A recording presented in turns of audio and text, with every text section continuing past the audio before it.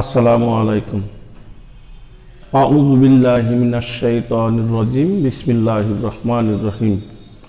আলহামদুলিল্লাহি রাব্বিল আলামিন ওয়াল আকিবাতু লিল মুত্তাকিন ওয়াসসালাতু ওয়াসসালামু আলা সাইয়্যিদিল মুরসালিন ওয়া আলা আলিহি ওয়া আসহাবিহি আজমাইন।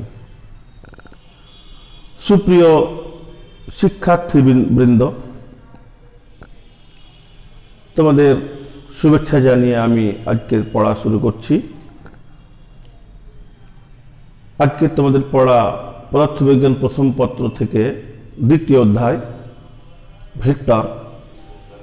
বেশ কিছু ক্লাস এর উপর আমি নিব। ইতিমধ্যে একটি ক্লাস আমি নিয়েছি। ভেক্টর কি, স্কেলার কি, উদাহরণ, পার্থক্য, ভেক্টর রাশিকে কিভাবে প্রকাশ করা যায়, কয়েক প্রকার ভেক্টর নিয়েও আমি আলোচনা করেছিলাম।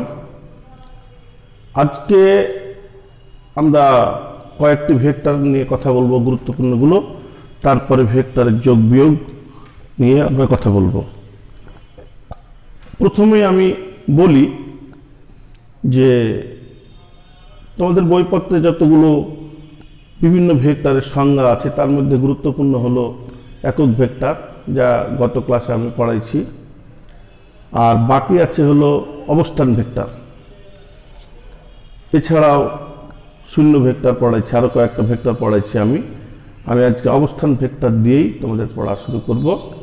অবস্থান ভেক্টর জানতে হলে তোমাদেরকে প্রসঙ্গ কাঠামো সম্পর্কে একটু আইডিয়া থাকতে হবে। প্রসঙ্গ কাঠামো সম্পর্কে আইডিয়াটা প্রথমেই সহজভাবে বলতে চাই। প্রসঙ্গ কাঠামো বলতে আমরা একটা জায়গাকে যখন নির্দিষ্ট করি তখন সেই জায়গাটায় প্রসঙ্গ কাঠামো হয়। তবে প্রসঙ্গ কাঠামোর ধারণাটা আসলে একটা স্থান, নির্দিষ্ট স্থান, যে কোনো স্থান না। এই প্রসঙ্গ কাঠামোটা ডেফিনেশন বলার আগে আইডিয়া দিয়ে দিই যে এটা একমাত্রিক হতে পারে, আবার দ্বিমাত্রিক হতে পারে, আবার ত্রিমাত্রিক হতে পারে। এই তিনটা ধারণা তোমাদের থাক। আমি আগে উদাহরণ দিয়ে দিই, তারপরে পড়াই। যেমন একটা সুতার দৈর্ঘ্য আছে, প্রস্থ বা পুরুত্ব এত কম যে এটাকে ধরা হয় না দৈর্ঘ্যের তুলনায়। এই জন্য একটা চিকন সুতা, এটা হলো একমাত্রিক। এটা কিন্তু একটা প্রসঙ্গ কাঠামো বলা যায়। আবার সহজ উদাহরণ দিই, ঘরের মেঝে বা এক পাতা কাগজ, একটা ডিমার সাইজের বা A4 সাইজের এক পাতা কাগজ, এটা হলো দ্বিমাত্রিক। কারণ ঘরের মেঝের দৈর্ঘ্য এবং প্রস্থ আছে, শুধু যদি মেঝেটা বিচার করি। আর এক পাতা A4 কাগজ বা লিগাল সাইজ কাগজের দৈর্ঘ্য এবং প্রস্থ আছে, কিন্তু পুরুত্বটা এত কম দৈর্ঘ্য বা প্রস্থের তুলনায় এটাকে নেগলিজিবল, বিজ্ঞানের ভাষায় বা বিজ্ঞানের ক্ষেত্রে এটাকে হিসেবের মধ্যে নিয়ে আসা হয় না, ধরা হয় না। এই কারণে আমরা বলি এর দৈর্ঘ্য এবং প্রস্থ আছে, অর্থাৎ মাত্রা দুটা আছে। এই কারণে এটা হলো দ্বিমাত্রিক প্রসঙ্গ কাঠামো বা দ্বিমাত্রিক জায়গা বলবো আমরা। এরকম একটি মোটা বই যদি হয় কিংবা একটি ইট যদি হয়, তাহলে তার দৈর্ঘ্য, প্রস্থ, উচ্চতা তিনটি থাকবে। এটা তখন ত্রিমাত্রিক প্রসঙ্গ কাঠামো বা ত্রিমাত্রিক জায়গা বলবো। আশা করি উদাহরণের সাহায্যে তোমরা অন্তত একমাত্রিক, দ্বিমাত্রিক, ত্রিমাত্রিক বুঝবো। আরো সহজভাবে একটা মনে রাখার জন্য আমি একটা কথা বলে দিই যে এই প্রসঙ্গ কাঠামো বোঝার জন্য দৈর্ঘ্য, প্রস্থ, উচ্চতা এরকম তিনটা রাশিকে তোমরা মনে রাখবে। যার শুধু দৈর্ঘ্য আছে সেটা একমাত্রিক, যার দৈর্ঘ্য এবং প্রস্থ আছে সেটা দ্বিমাত্রিক, আর যার দৈর্ঘ্য, প্রস্থ, উচ্চতা তিনটাই আছে সে হলো ত্রিমাত্রিক। এটা মনে রাখার সবচেয়ে ভালো বা সুন্দর উপায়। এখন প্রসঙ্গ কাঠামো সম্পর্কে আমরা কিছু বলি। জ্যামিতির ভাষায় বলি আর বিজ্ঞানের ভাষায় বলি। আমরা প্রসঙ্গ কাঠামোকে বিচার করার জন্য একটা নির্দিষ্ট বিন্দুকে আমরা চয়েস করি বা পছন্দ করি, এবং এই বিন্দুটাকে রেফারেন্স পয়েন্ট বা অরিজিন বা মূল বিন্দু বলা হয়। এই বিন্দু থেকেই আমরা প্রসঙ্গ কাঠামো সম্পর্কে আইডিয়া নিব। যেমন আমরা যদি বলি এরকম একটা লাইন টানলাম, এখানে একটা বিন্দু নিলাম, এই বিন্দুটার নাম দিলাম ও, আর এটা রেখাটার নাম দিলাম হলো ওএ রেখা। তাহলে ওএ যে একটা রেখা আমি এঁকেছি এটা কিন্তু একমাত্রিক, আর ওটাকে বলা হয় প্রসঙ্গ বিন্দু বা মূল বিন্দু। এটা হলো একমাত্রিক। আমরা যদি এরকম ও বিন্দুতে একটা এরকম লম্ব টানি, মনে করলাম এই লম্বটার নাম দিলাম হলো ও বি, তাহলে ও এ বি এরকম একটা জায়গা, এই জায়গাটা হলো, তখন আমরা ধরবো যে এটা দ্বিমাত্রিক, এর দৈর্ঘ্য এবং প্রস্থ আছে, তখনও মূল বিন্দু কিন্তু ও। এখন অ্যাকচুয়ালি আমরা যদি পদার্থবিজ্ঞানের ভাষার কথা বলি, তাহলে প্রসঙ্গ কাঠামো হলো একটা স্থানাঙ্ক ব্যবস্থা। স্থানাঙ্ক মানে কি? একটি বিশেষ নিয়মে স্থানকে নির্দিষ্ট করা বা অঙ্কন করা হলো স্থানাঙ্ক। এখন এইখানে যদি আমরা একটা বিন্দু নিই, তাহলে এই বিন্দুটার নাম দিলাম পি। এই বিন্দুটা এই ও বিন্দুর থেকে কোন দিকে কত দূর গেছে, ও এর দিকে কতখানি গেছে মনে করলাম এক্স দিলাম, আর ও বির দিকে ওয়াই পরিমাণ দূরত্ব ধরলাম, তখন এই বিন্দুটাকে এইভাবে লেখা হয় পি এক্স ওয়াই বা পি অফ এক্স ওয়াই। এই ব্যবস্থার এটার নাম হলো স্থানাঙ্ক ব্যবস্থা। তাহলে অ্যাকচুয়ালি প্রসঙ্গ কাঠামো হলো এক প্রকার স্থানাঙ্ক ব্যবস্থা, অর্থাৎ frame of reference means the coordinate accommodation of coordinate system বলা হয় এটাকে।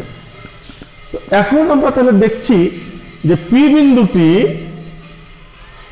বিন্দুটি ও বিন্দু থেকে ও এর দিকে এক্স পরিমাণ আর ও বির দিকে ওয়াই পরিমাণ দূরে অবস্থিত।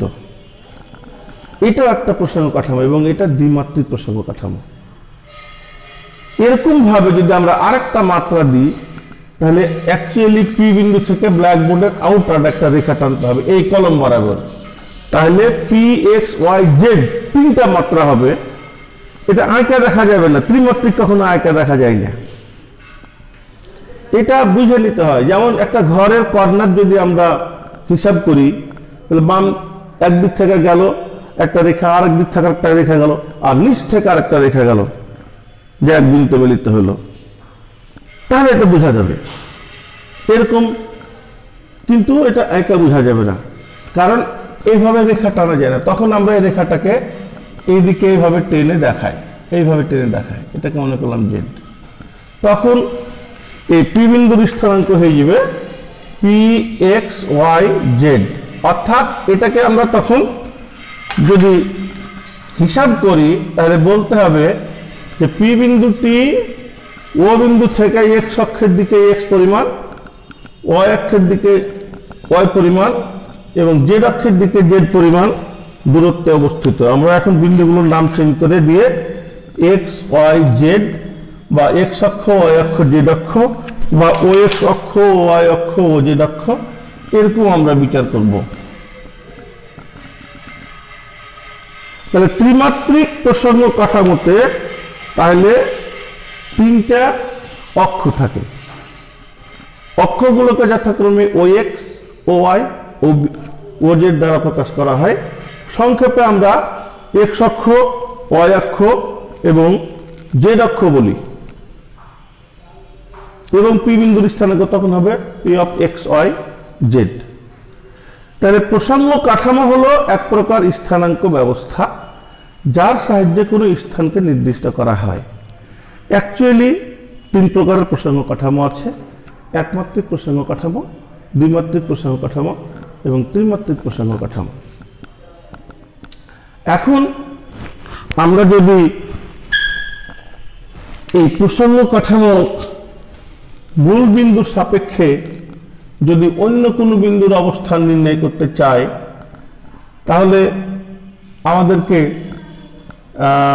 একটি ভেক্টরের সাহায্যে নিতে হয় বা একটা ভেক্টরের সাহায্যে এটা করা যায়। যেমন আমরা মনে করলাম যে ও থেকে এই হলো ওপি হলো একটা বিন্দু, ও এবং পি যোগ করলে আমরা যদি এটা ওপিকে একটা ভেক্টর দিই, তাহলে এই ভেক্টর একটা নির্দিষ্ট নাম আছে, এটাই হলো অবস্থান ভেক্টর।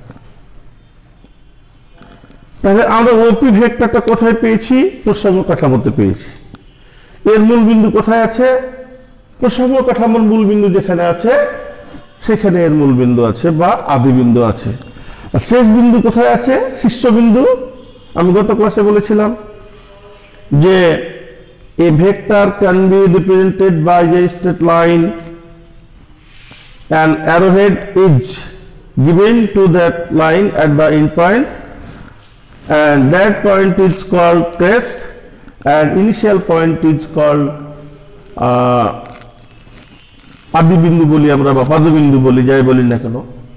সেই ক্ষেত্রে এখানে ও হলো আদি বিন্দু, পি হলো শীর্ষবিন্দু, আর ওপো যদি একটা ভেক্টর হয় তাহলে এই ভেক্টরের নাম হবে অবস্থান ভেক্টর। আমি একটু লিখে দেখাই, অবস্থান ভেক্টর।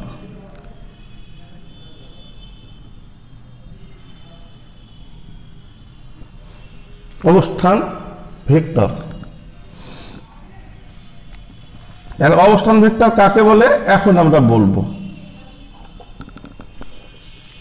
প্রসঙ্গ কাঠামোর মূল বিন্দু সাপেক্ষে অন্য কোনো বিন্দুর অবস্থান নির্ণয় করার জন্য যে ভেক্টর ব্যবহার করা হয় তাকে অবস্থান ভেক্টর বলে। চিত্রে আমরা পরিষ্কার দেখতে পাচ্ছি যে মূল বিন্দু ও এবং মূল বিন্দু থেকে আমরা পি বিন্দুর অবস্থান জানতে চাই, সেই কারণে আমরা একটা ভেক্টর পেয়েছি ওপি। এই ভেক্টর নাম হলো অবস্থান ভেক্টর। তাহলে মূল বিন্দুর আরেকটা নাম কি হলো? প্রসঙ্গ বিন্দু। আচ্ছা, এখন প্রসঙ্গ কাঠামোর মূল বিন্দু সাপেক্ষে অন্য কোনো বিন্দুটা হলো পি বিন্দু। এখানে অন্য কোনো বিন্দুর অবস্থান নির্ণয় করার জন্য যে ভেক্টর ব্যবহার করা হয় তাকে বলা হয় অবস্থান ভেক্টর। তাহলে আমরা এখানে পরিষ্কার বুঝতে পারছি যে অবস্থান ভেক্টর সম্পর্কে আমাদের জানতে হলে বা জ্ঞান লাভ করতে হলে অবশ্যই প্রসঙ্গ কাঠামো সম্পর্কে আমাকে জানতে হবে। তোমরা যদি প্রসঙ্গ কাঠামো সবকিছু ভুলে যাও, মনে রাখতে না পারো, তো আমি একটা কথা তো বলে রাখি যে তোমরা তো জ্যামিতিতে এক্স অক্ষ, ওয়াই অক্ষ, জেড অক্ষ এগুলো নাম তো শুনেছ, এগুলো তো শুনেছ। তাহলে এক্স অক্ষ, ওয়াই অক্ষ, জেড অক্ষ এগুলো মিলিয়ে যেটা হয় সেটা কিন্তু প্রসঙ্গ কাঠামো অ্যাকচুয়ালি। এটা তো মনে রাখতে পারবে, এটা সহজ। যদি শুধু এক্স অক্ষ নিই তাহলে একমাত্রিক, এক্স অক্ষ আর ওয়াই অক্ষ যদি দুটা নিই তাহলে দ্বিমাত্রিক, আর এক্স অক্ষ, ওয়াই অক্ষ, জেড অক্ষ তিনটা যদি একসাথে বিচার করি তাহলে ত্রিমাত্রিক হবে। তাহলে for this reason frame of reference is three types, তিন প্রকারের আমরা এখানে পাচ্ছি। হ্যাঁ, one dimensional frame of reference, two dimensional frame of reference and three dimensional frame of reference. অর্থাৎ একমাত্রিক প্রসঙ্গ কাঠামো, দ্বিমাত্রিক প্রসঙ্গ কাঠামো এবং ত্রিমাত্রিক প্রসঙ্গ কাঠামো। আমি তোমাদের উদ্দেশ্যে বলতে চাই যে প্রসঙ্গ কাঠামো তোমরা মনে রাখতে হবে, শুধু ভেক্টর পড়ার জন্য নয়, আর শুধু পদার্থবিজ্ঞান ফার্স্ট পার্ট পড়ার জন্য নয়। গোটা ফার্স্ট পার্টে কাজে লাগবে, আবার সেকেন্ড পার্টে যাওয়া কাজে লাগবে। পদার্থবিজ্ঞানে যদি কখনো পড়াশোনা করো বা ইঞ্জিনিয়ারিং পড়াশোনা করো, ডাক্তারি পড়াশোনা করো, এই প্রসঙ্গ কাঠামো তোমাকে লাগবেই। কাজে প্রসঙ্গ কাঠামো সম্পর্কে একটু আইডিয়াটা ভালো দেখবে। আমি একটু এই প্রসঙ্গে তোমাদের একটু নির্দেশ দিতে চাই যে তোমাদের আমাদের পদার্থবিজ্ঞান প্রথম পত্রের তৃতীয় অধ্যায়ের শুরুতেই কিন্তু প্রসঙ্গ কাঠামো সম্পর্কে বিস্তারিত আলোচিত হয়েছে। অন্তত তোমরা দু একটি লেখকের বই জোগাড় করে ওই জায়গাটুকু পড়বা। আমার বিশ্বাস আমি যে লেকচার দিলাম এটা যদি ফলো করতে পারো আর ওই জায়গাটুকু পড়ো, তাহলে প্রসঙ্গ কাঠামো সম্পর্কে তোমার একটা আইডিয়া পরিষ্কার হবে ইনশাআল্লাহ। তো আমরা একটু সামনের দিকে আগাই। আমরা ইতিমধ্যে প্রসঙ্গ কাঠামো, অবস্থান ভেক্টর ইত্যাদি নিয়ে কথা বলেছি। আর যে কটা আমি ভেক্টরের ডেফিনেশন পড়ালাম সে কটা তো পড়ালাম, বাকি যে দু একটা তুমি ইম্পর্টেন্ট মনে করো, বিভিন্ন প্রশ্ন দেখবা বিভিন্ন সালের বিভিন্ন বোর্ডের, আর দু একটা যে ইম্পর্টেন্ট মনে করবো সেগুলো তোমরা ইনশাল্লাহ এখন পড়তে পারবে, আশা করি পড়বা। আর আমি বেশিরভাগই যেগুলো গুরুত্বপূর্ণ সবই পড়িয়ে দিলাম, প্রায় ভেক্টরের প্রকারভেদগুলো, বিভিন্ন প্রকার ভেক্টর সম্পর্কে। এই গত ক্লাস পুরোটাই আলোচনা করেছি, আজকে এতক্ষণ ধরে ওইটা আলোচনা করলাম। কাজেই এই ব্যাপারে তোমাদের আইডিয়া পরিষ্কার হওয়া উচিত বলে মনে করি। আর তোমরা এই ভিডিওটি বুঝতে না পারলে একটু রিপিট করে করে বারবার দেখতে পারবা, আশা করি বুঝতে পারবা ইনশাআল্লাহ। আর আমরা একটু সামনের দিকে অগ্রসর হই, আমরা একটু ভেক্টরের যোগ বিয়োগ গুণ ভাগ নিয়ে একটু কথা বলতে চাই। অ্যাকচুয়ালি তোমরাকে যে আমি বলেছি যে ভেক্টর রাশির মান এবং দিক উভয় থাকে, এই দিক থাকার কারণে ভেক্টর রাশির যোগ বিয়োগ গুণ এগুলো কিন্তু সাধারণ পাটিগণিত বা বীজগণিতের সাহায্যে করা যায় না। এই জন্য বিজ্ঞানীরা কি করেছে, এটা যোগ বিয়োগ গুণ করার জন্য বিশেষ পদ্ধতি আবিষ্কার করেছে। এই পদ্ধতির নাম হলো জ্যামিতিক পদ্ধতি, জিওমেট্রিক্যাল সিস্টেম। অর্থাৎ ভেক্টর রাশির যোগ বিয়োগ পাটিগণিত দিয়েও হবে না, বীজগণিত দিয়েও করা যাবে না। এটা করতে হলে তোমাকে অবশ্যই জ্যামিতির সাহায্যে আঁকাআঁকি করে জ্যামিতির সাহায্যে এটা তোমাকে করতে হবে। এই কথাটুকু মনে রাখতে হবে। কেন করতে হবে? উত্তর একটাই। অনেক সময় তোমাদের সৃজনশীল প্রশ্নে, কাঠামোগত প্রশ্নে খ নম্বরে আসে যে ভেক্টর রাশির যোগ বিয়োগ জ্যামিতিক উপায়ে করতে হবে, ব্যাখ্যা করো, এরকম একটা প্রশ্ন আসে। আসলে কথা কিন্তু একটাই, যেহেতু ভেক্টর রাশির দিক আছে এই কারণে কিন্তু এটা পাটিগণিত দিয়েও করা যাবে না, বীজগণিত দিয়েও করা যাবে না। দিক থাকার কারণে ওকে আঁকাআঁকি করে সরল রেখা আঁকে এখান থেকে এই বিন্দু থেকে ওই বিন্দু, ওই বিন্দু থেকে এই বিন্দু দিয়ে এভাবে এটা করতে হবে। আর এটা করার জন্য বিজ্ঞানীরা মোটামুটি তোমাদের বইয়ে 5টা, কোন কোন বইয়ে 3টা বা 4টা সূত্র আছে। তার সূত্রগুলোর নাম অন্তত বলে দিই, আর যেটা সম্ভব হবে সময় কুলাবে আমি তো এটা আলোচনা করব। 1 নম্বর সূত্রকে বলা হয় সাধারণ সূত্র। তাহলে আমি একটু রিপিট করে নিই তোমাদের মনে রাখার জন্য, যে মনে রাখো যে ভেক্টর রাশির যোগ বিয়োগ পাটিগণিত বা বীজগণিত দ্বারা সম্ভব নয়, এটাকে জ্যামিতিক উপায়েই করতে হবে। এবং জ্যামিতিক উপায়ে শুধু যে সব জ্যামিতি দিয়েও করা যাবে না, নির্দিষ্ট কতগুলো নিয়ম আছে, সেই নিয়মগুলোকে ভেক্টর যোগের সূত্র বলা হয়। ওই সূত্রের সাহায্যে ভেক্টর রাশিকে যোগ করা যায়, বিয়োগ করা যায়, গুণ করা যায়। এই জন্য ওই নিয়মগুলি আমাদেরকে একটু জানতে হবে। আমরা এখানে কয়েকটা নিয়মের কথা বলবো, বিশেষ করে ভেক্টর যোগের ক্ষেত্রে। ভেক্টর যোগের ক্ষেত্রে কয়েকটি নিয়ম আছে, যেমন প্রথম নিয়মটার নামই হলো সাধারণ সূত্র, দ্বিতীয়টির নাম হলো ত্রিভুজ সূত্র। একটু এ প্রসঙ্গে বলে রাখি যে সাধারণ সূত্র আর ত্রিভুজ সূত্রের মূল ধারণা কিন্তু একই, শুধু বিবৃতিতে একটু পার্থক্য আছে। আমি পড়ার সময়টা ক্লিয়ার করে দেবো ইনশাআল্লাহ। আর তৃতীয় নম্বর যেটা আছে সেটাকে বলা হয় সামান্তরিক সূত্র। এরপরে বহুভুজ সূত্র। তাহলে আমরা কয়টার নাম শিখলাম? সাধারণ সূত্র, ত্রিভুজ সূত্র, সামান্তরিক সূত্র, বহুভুজ সূত্র। অন্তত এই 4টার নাম মনে রাখো, সাধারণ সূত্র, ত্রিভুজ সূত্র, সামান্তরিক সূত্র আর হলো বহুভুজ সূত্র। এই কয়টা দিয়ে ভেক্টর রাশি যোগ করা যায়। আমরা প্রথমে সাধারণ সূত্র নিয়ে কথা বলি। সাধারণ সূত্র পড়া হয়ে যাওয়া মানে ত্রিভুজ সূত্র পড়া হয়ে যাওয়া, মানে মূল বিষয়বস্তু কিন্তু একই, খালি বিবৃতিটা একটু আলাদা। তো সাধারণ সূত্রের সাহায্যে কিভাবে দুটি ভেক্টর রাশির যোগ করা যায় সেটা একটু আমি হোয়াইট বোর্ডে দেখাতে চাই তোমাদের। একটু বড় করে চিত্র আঁকছি, তোমরা একটু লক্ষ্য করবা। হ্যাঁ, যে আমরা মনে করো যে এই ভেক্টরের সাথে এই ভেক্টরকে যোগ করতে চাই। মনে করো এই ভেক্টরটার নাম দিলাম হলো এ আর এই ভেক্টরের নাম দিলাম হলো বি। এই দুটা ভেক্টর রাশিকে আমরা যোগ করতে চাই। আমি আগে বলেছি যোগ করতে হলে জ্যামিতিক পদ্ধতি অবলম্বন করতে হবে। আমরা এখানে যে জ্যামিতিক পদ্ধতিটি অবলম্বন করব সেটার নাম হলো সাধারণ সূত্র। লিখে দিও পরে, এটা হলো সাধারণ সূত্র। আর সাধারণ সূত্র মানেই কিন্তু মোটামুটি ত্রিভুজ সূত্র ধরা যায় আর কি, আমি বলছি তাহলেই বুঝতে পারবা। সাধারণ সূত্র, সাধারণ সূত্র বিবৃতিটা কিরকম বা কিভাবে হবে সেটা একটু বলে দিই। যে দুটা ভেক্টর রাশি যোগ করতে হবে তাকে একটাকে প্রথম ভেক্টর, একটাকে দ্বিতীয় ভেক্টর ধরতে হবে। আমরা এখানে দুটি ভেক্টর নিয়েছি, এ এবং বি। ধরে নিলাম এ হলো প্রথম ভেক্টর, বি হলো দ্বিতীয় ভেক্টর, সহজ উপায়ে। তাহলে প্রথম নিয়মটি হলো, সূত্রটি হলো, প্রথম ভেক্টরের পাদবিন্দুতে দ্বিতীয় ভেক্টরের পাদবিন্দুকে স্থাপন করতে হবে। তাহলে আমরা স্থাপন করি, এরকম আছে প্রথম ভেক্টর আর দ্বিতীয় ভেক্টরটা আছে এইরকম।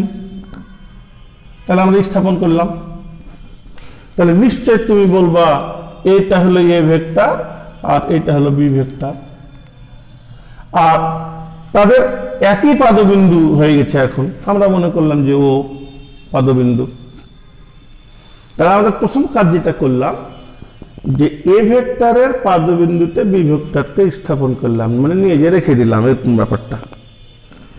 এরপরে বি ভেক্টর বা দ্বিতীয় ভেক্টরের শীর্ষবিন্দু এবং এ ভেক্টরের শীর্ষবিন্দু যোগ করলাম। যোগ করে আমরা একটা এই তীর চিহ্নটি একটু দিব, পরে দিচ্ছি তীর চিহ্নটি, যোগ করলাম জাস্ট। যোগ করলে দেখা যাচ্ছে নতুন একটি সরল রেখা বা নতুন একটি ভেক্টর পাওয়া গেছে। এটি হবে এ এবং বি এর যোগ, এটি হবে এ এবং বি এর যোগ। তবে এইখানে যোগটা হবে এরকম,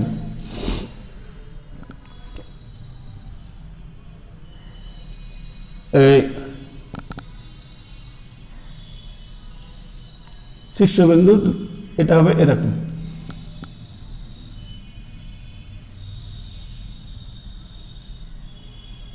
না, একটু সমস্যা হয়েছে, আমি চিত্রটি আবার আঁকি। চিত্রটি আমি আবার আঁকি।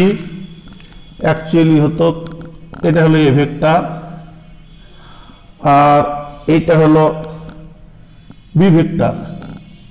বলতেও একটু সমস্যা হয়েছে যে এ ভেক্টরের শীর্ষবিন্দুতে বি ভেক্টরের পাদবিন্দু, আমি দুটো ভেক্টরের পাদবিন্দু বলে ফেলেছি, সরি।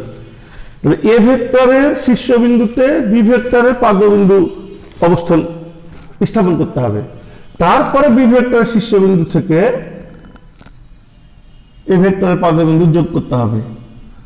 তাহলে এই দুটার যোগফল হবে এইটা।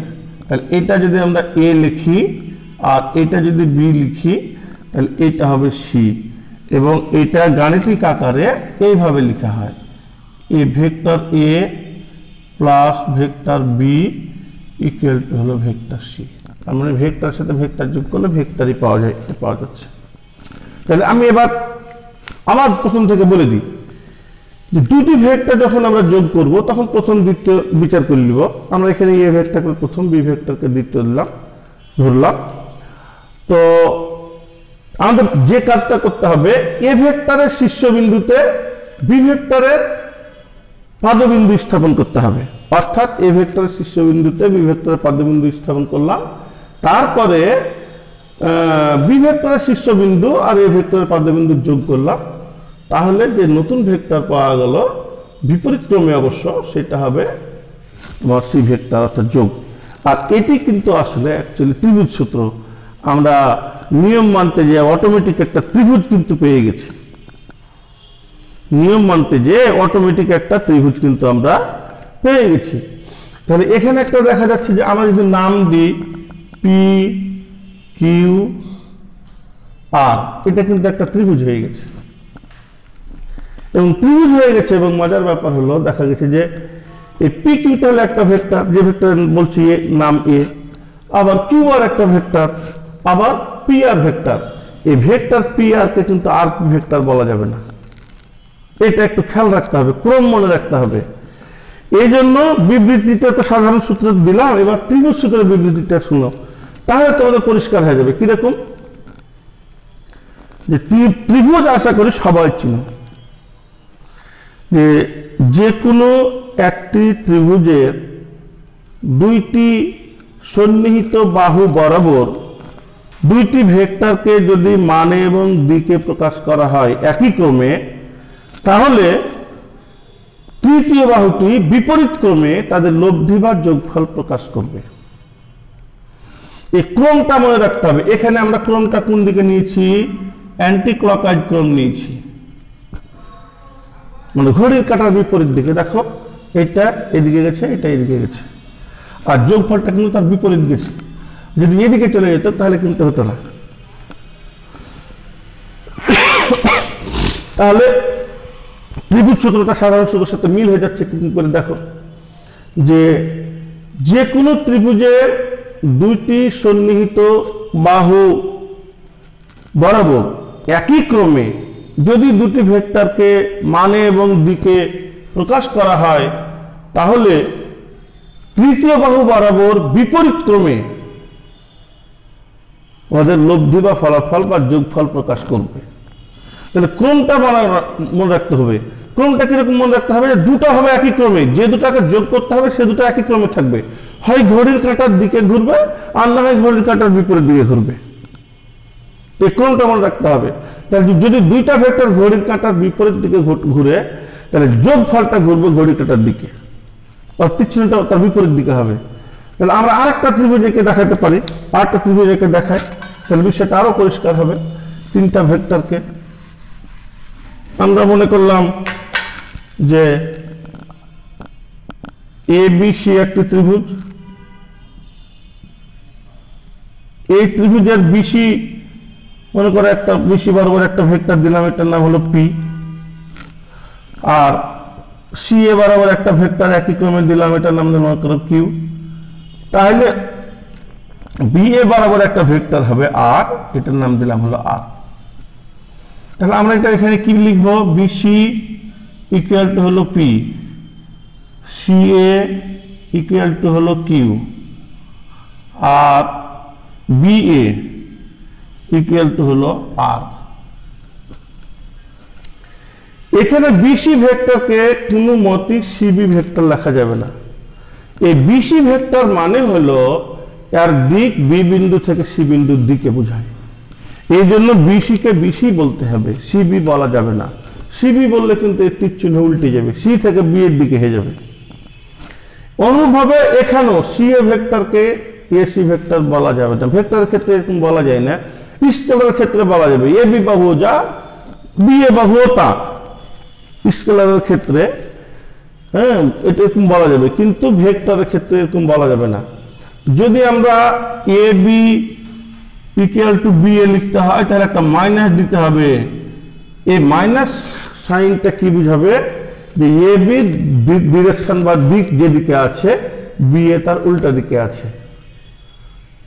That means this minus sign indicates that the direction of AB must be will opposite direction of BA. তাহলে AB এর দিক যেদিকে আছে, BA এর দিক তার ঠিক উল্টা দিকে হবে। ভেক্টরের জগতে এটা মনে রাখতে হবে। আর মাইনাস সাইন দ্বারা বিপরীত দিককে বোঝানো হয় এই ভেক্টরের জগতে। এটা তোমরা একটু মনে রাখার চেষ্টা করবা। আমরা ইতিমধ্যে তাহলে দুটা সূত্র কিন্তু একসাথে আলোচনা হয়ে গেল, ত্রিভুজ সূত্র আর সাধারণ সূত্র। গাণিতিক ভাবে তখন আমরা এটাকে এইভাবে লিখতে পারি, বিসি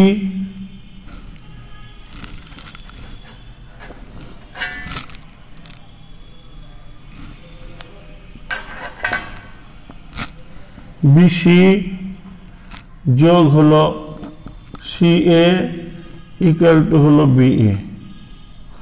যদি আমরা এভাবে একটা অক্ষর দিয়ে লিখি, তাহলে P plus Q equal to হলো আর।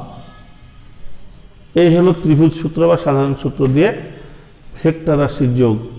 এখানে একটা লিমিটেশন বা সীমাবদ্ধতা আছে যে এই ত্রিভুজ সূত্র বা সাধারণ সূত্র দিয়ে দুটি বেশি ভেক্টর রাশি যোগ করা যায় না, দুটি বেশি যোগ করা যাবে না। আর এইটা আমরা মনে রাখি, যদি আমরা এখানে B A equal to minus A B লিখি, তাহলে কিন্তু এখান থেকে এটা এরকম হয়ে যায়, BC plus C A equal to minus A B. এখন মাইনাস এ বিটা যদি বাম দিকে আসে তাহলে প্লাস হয়ে চলে আসে, তাহলে BC plus C A plus A B এটা ইকুয়াল টু হয়ে যাবে 0। তার মানে কি P plus Q plus R equal to 0। তাহলে কি দাঁড়ালো? ফলাফল কি দাঁড়ালো? 0 হয়ে গেল। ফলাফল দাঁড়ালো এই যে যদি তিনটি ভেক্টর কোন ত্রিভুজের তিনটি বাহু বরাবর একই ক্রমে ক্রিয়া করে বা একই ক্রমে থাকে, তাহলে তাদের লব্ধি বা যোগফল হবে 0। তাদের লব্ধি বা যোগফল হয়ে যাবে কি? 0 হয়ে যাবে। তাই প্রমাণ হলো এখানে। দেখো P plus Q plus R equal to R, যোগফল কত হয়ে গেল? শূন্য হয়ে গেল। যোগফল শূন্য হয়ে গেল, এর মানে কি বোঝা গেল যে ত্রিভুজ সূত্রের সাহায্যে দুটি ভেক্টর যোগ করা যায়, তিনটি যোগ করতে চাইলে তার ফলাফল শূন্য হয়ে যায়। তার মানে কি তখন বোঝা যাবে যে একই ক্রমে যদি তিনটি ভেক্টর তিনটি বাহু বরাবর ক্রিয়া করে তাহলে একে অপরের ক্রিয়াকে নাকচ বা নষ্ট করে দেয়, যার কারণে তারা জিরো হয়ে যাচ্ছে। সবাই মিলে সব মিলে একটা হয়ে বা এক যোগ করলে এটা জিরো হয়ে যাচ্ছে। আমরা ত্রিভুজ এবং সাধারণ সূত্র দুটি একসাথে মোটামুটি ভাবে একটা বিস্তারিত বলা যায় আলাপ করলাম, আলোচনা করলাম। এরপরে আমরা সামান্তরিক সূত্র নিয়ে একটু কথা বলতে পারি বা বহুভুজ সূত্র নিয়ে একটু কথা বলতে পারি, কিংবা তোমাদের পড়াও দিতে পারি যে আমি তো দুটা পড়িয়ে দিলাম, বাকি দুটা তোমাদের। না বুঝলে না পারলে হয়তো পরের ক্লাসে বলবো, এই জন্য ডাইরেক্ট ক্লাসের বেশি উপযোগিতা থাকে। যাই হোক, তারপরে ভেক্টর রাশির গুণও আছে। ভেক্টর রাশির গুণও কিন্তু জ্যামিতিক উপায়েই করতে হয়, সাধারণ পাটিগণিত বা বীজগণিত দিয়ে করা যায় না। এ গণিত বি সমান এ বি এর অঙ্ক হয় না। কাজে আমরা গুণও আমাদেরকে শিখতে হবে, আবার বিয়োগ শিখতে হবে। বিয়োগ কিভাবে তা আমরা সামনের ক্লাসে আরও একটু শিখব। আমরা আজকে অন্তত গুণ নিয়ে একটু কথা বলি, আর সামনের ক্লাসে না হয় সামান্তরিক সূত্র বা বহুভুজ সূত্র নিয়ে কথা বলা যাবে। তোমরা যদি নাই পারো তো পারা উচিত। আমি যেভাবে বলে দিলাম বা আলোচনা করে দিলাম, সামান্তরিকের ক্ষেত্রেও তাই হবে, যে সামান্তরিক দিয়েও কিন্তু দুটার বেশি ভেক্টর যোগ করা যায় না। দুটার বেশি ভেক্টর যোগ করতে হলে আমাদেরকে অবশ্যই বহুভুজ সূত্রের আশ্রয় নিতে হবে। তো ভেক্টর সম্পর্কে, যোগ সম্পর্কে যত কথা বলে দিয়েছি, এই দুটো সূত্র তোমাদের বোঝা উচিত, সামান্তরিক সূত্র এবং বহুভুজ সূত্র। নিতান্ত যদি নাই বুঝো তা আমি তখন পরে কথা বলবো। আর গুণ নিয়ে একটু কথা বলে আমরা ক্লাস শেষ করে দিব। ভেক্টর রাশির গুণ নিয়ে কথা একটু বলতে চাই যে ভেক্টর রাশির গুণ কিন্তু আমরা এখানে দুই প্রকার গুণ পাব, এবং এখানে যে দুটি আমরা গুণের পদ্ধতি বা সিস্টেম পাব, তার প্রথমটাকে বলা হয় স্কেলার গুণন বা ডট গুণন বলে, আর দ্বিতীয়টিকে বলা হয় ক্রস গুণন বা ভেক্টর গুণন। তো ডট গুণন বা স্কেলার গুণন নিয়ে প্রথমে একটু আমি আলোচনা করতে চাই। আলোচনার আমরা প্রায় শেষ দিকেই চলে আসছি। অবশ্য একটু কথা বলে নিই অন্তত গুণ সম্পর্কে, অর্থাৎ গুণটাকে আমরা শুরু করে রাখি যে ভেক্টরের গুণটা এইভাবে হয়। দুইটা পদ্ধতিতে আমরা গুণের কথা বলছি। প্রথম পদ্ধতিটাকে বলা হয় স্কেলার গুণন বা ডট গুণন। ডট গুণন, এটা আরেকটা নাম হলো স্কেলার গুণন।